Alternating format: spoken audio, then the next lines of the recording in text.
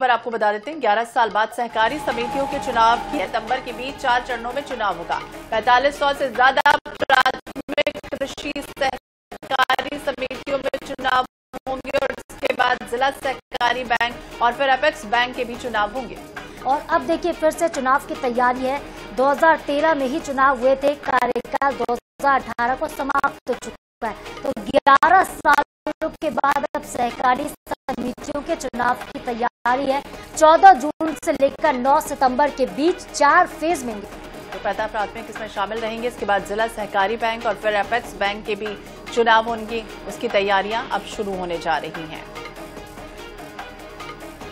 11 साल बाद होगा जब सहकारी समितियों के चुनाव की तैयारी है। 24 जून से 9 सितंबर के बीच 4 चरणों में चुनाव।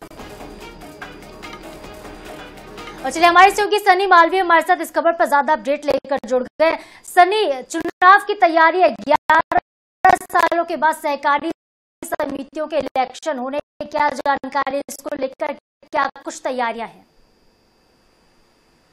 जी, साल बाद जो सहकारी समितियों के चुनाव होंगे और लगातार इस बात को लेकर लंबे समय से सहकारी समितियां जो है इंतजार कर रही थी। अब वो इंतजार खत्म हो गया है। लगातार अब इसको लेकर जो तैयारी शुरू हो गई है। अब 11 साल बाद जो चुनाव होंगे, इसके साथ ही आपको बता दें कि जिस तरह से 24 जून से लेकर जो चुनाव होंगे और लगातार जिस तरह से लंबे समय से कवायद की जा रही थी, जो बात की जाए थी, इससे पहले जो है 2013 में ये चुनाव सहकारी समितियों के गए थे। 2018 में इनका कार्यकाल खत्म हो गया था। 45 में जो है सहकारी समितियां इसमें भाग लेंगी और बिल्कुल एक निर्वाचन जिस तरह से चुनाव, विधानसभा चुनाव, लोकसभा चुनाव होते हैं, इस तरह से ये चुनाव कराए जाएंगे। 4 चरणों में चुनाव होंगे।